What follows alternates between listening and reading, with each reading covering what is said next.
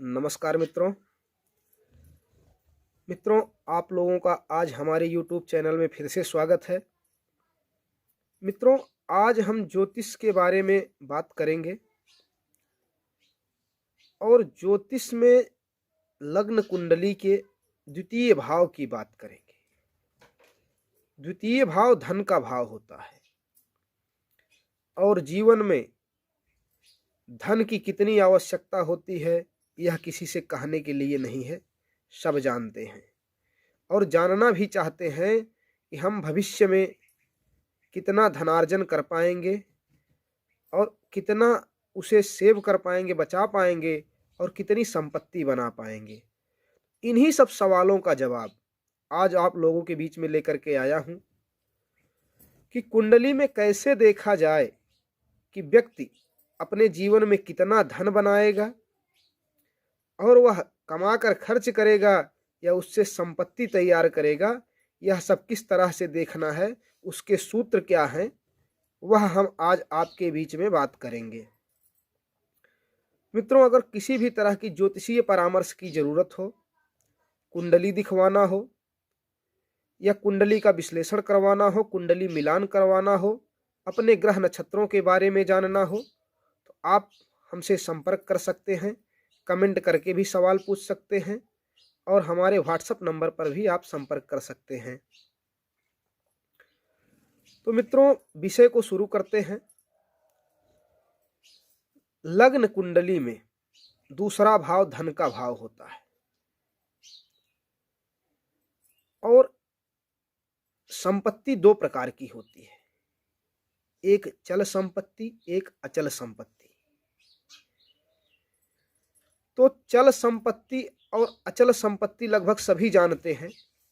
ऐसी संपत्ति जो अस्थाई हो, जैसे जमीन में हो, मकान हो, यह सब अचल संपत्ति है, या जो हमारे पूर्वजों के द्वारा हमें मिली हो, वह भी अचल संपत्ति ही कही जाती है। और चल संपत्ति जो हम कमाते हैं और खर्च कर देते हैं, अपने जीवन में बहुत सारा धन कमाते हैं और जीवन के समापन से पहले पहले सब कुछ खत्म करके अपनी भावी पीढ़ी के लिए कुछ भी नहीं छोड़ते हैं, तो वह चल संपत्ति होती है। तो मित्रों, सूत्र के बारे में बात करते हैं कि यदि द्वितीय भाव में शनि बलवान हो, बलिष्ठ हो और उस पर शुभ ग्रहों की दृष्टि हो, तो ऐसा जातक निश्चित ही अचल संपत्ति का मालिक होता है। और दूसरा सूत्र, यदि द्वितीय भाव का स्वामी, द्वितीय भाव धन भाव का स्वामी स्वराशि का हो या उच्च राशि का हो करके बलवान गुरु के साथ युत हो और शुभ ग्रहों की दृष्टि भी उस पर पड़ रही हो, तो ऐसा जातक निश्चित ही अचल संपत्ति का स्वामी होता है। जैसा कि आपको बताया कि द्वितीय भाव का स्वामी स्वराशि का हो, अपने राशि में हो या उच्च का हो और गुरु से युत हो और शुभ ग्रहों की दृष्टि भी पड़ रही हो, तो ऐसा जातक निश्चित ही अचल संपत्ति का स्वामी होता है। अब अगले सूत्र की बात कर लेते हैं। यदि धन भाव का स्वामी भाग्य भाव में या लाभ भाव में बैठा हो, तो यह महाधन योग होता है। मतलब द्वितीय भाव का जो स्वामी हो वो भाग्य भाव नवम भाव होता है, नवम भाव में या लाभ भाव एकादश भाव होता है, एकादश भाव में जाकर के बैठा हो तो यह महाधन योग होता है। ऐसा जातक खूब सारा धन कमाता है और उसका संचय भी करता है। और ऐसे जो जातक होते हैं जिनकी कुंडली में ऐसी स्थिति होती है, वह निश्चित ही अचल संपत्ति के मालिक होते हैं। अब अगले सूत्र की बात करते हैं। यदि दूसरे भाव का स्वामी त्रिक भाव में ना हो, मतलब 6, 8, 12वें भाव में ना हो और बलवान हो, साथ ही साथ 2 से अधिक शुभ ग्रह उसको देखते हों, तो ऐसा जातक भी अचल संपत्ति का मालिक होता है उसके पास अस्थाई संपत्ति ज़्यादा होती है। तो अगले सूत्र के बारे में बात कर लेते हैं। तो द्वितीय भाव में कोई भी उच्च का ग्रह बैठा हो और उसका कोई मित्र ग्रह जो बलवान हो उसकी दृष्टि भी उस पर पड़ रही हो, तो ऐसे जातक भी अचल संपत्ति के स्वामी होते हैं, अचल संपत्ति के मालिक होते हैं।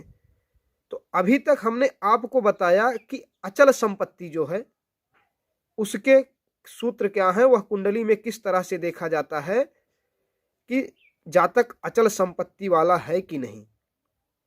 अब चल संपत्ति की बात करते हैं। आप लोगों ने अक्सर देखा होगा कोई कोई व्यक्ति होता है बहुत सारा धन कमाता है और खूब ऐशो आराम करता है, लेकिन उसके आखिरी समय तक उसके कमाई का सारा धन समाप्त हो जाता है। तो वह कैसे देखा जाता है, उस चल संपत्ति होती है वह कुंडली में कैसे देखते हैं, उस पर आओ चर्चा करते हैं। यदि द्वितीय भाव पीड़ित हो या फिर पाप कर्तरी में हो।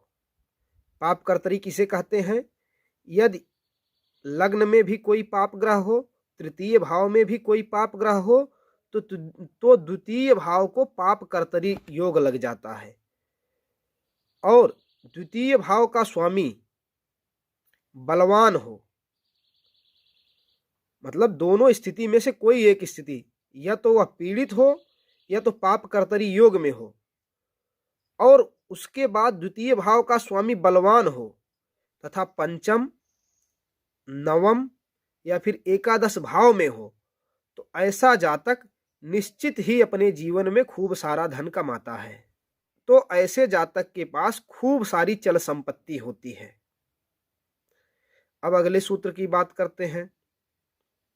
अगर वहीं लाभ भाव या लाभेश बलवान हो, लाभ भाव 11वां भाव होता है एकादश भाव, एकादश भाव या एकादश भाव का स्वामी बलवान हो और धनेश या धन भाव पीड़ित हो, मतलब द्वितीय भाव या द्वितीय भाव का स्वामी पीड़ित हो, तो ऐसा जातक भी जीवन में चल संपत्ति बनाने में सफल रहता है और काफी सारी चल संपदा का स्वामी भी होता है।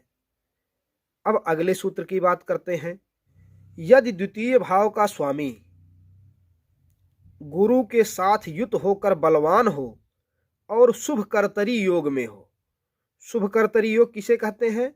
जहां भी वो ग्रह हो उसके दोनों बगल के घरों में, दोनों तरफ के अगर शुभ ग्रह है तो उसे शुभ कर्तरी योग कहते हैं। तो शुभ कर्तरी में हो तथा द्वितीय भाव पर सूर्य, शनि और राहु की दृष्टि पड़ रही हो, तो ऐसा जातक भी अपने जीवन में खूब सारा धन कमाता है, सभी सुख सुविधाओं का उपभोग करता है और चल संपत्ति का मालिक भी होता है। तो मित्रों, ये थे कुछ सूत्र जो द्वितीय भाव से देखे जाते हैं कि आदमी के पास धन संचय का क्या योग है और वह कितना धन संचय कर पाएगा या फिर धन कमाएगा संचय नहीं कर पाएगा। इस तरह के जो भी योग हैं वह द्वितीय भाव से देखे जाते हैं। उसके साथ लाभ भाव पर भी आदमी विचार करता है, क्योंकि लाभ भाव से लाभ होगा, लेकिन द्वितीय भाव संचय का भाव है। अगर वह संचय नहीं कर पाएगा तो वह फिर बहुत ज़्यादा धन या संपत्ति नहीं बना पाएगा। इन्हीं विचारों के साथ आज अपनी वाणी को विराम देता हूँ। मित्रों, अगर आपको ये वीडियो पसंद आया हो तो लाइक करें, शेयर करें और कमेंट करना ना भूलें। आप अपने सवाल और सुझाव भी रख सकते हैं और अपनी प्रतिक्रिया भी दे सकते हैं, और चैनल को सब्सक्राइब करना ना भूलें, क्योंकि आपके प्रोत्साहन से ही हम आगे इसी तरह की वीडियो आपके बीच में लाते रहेंगे। नमस्कार।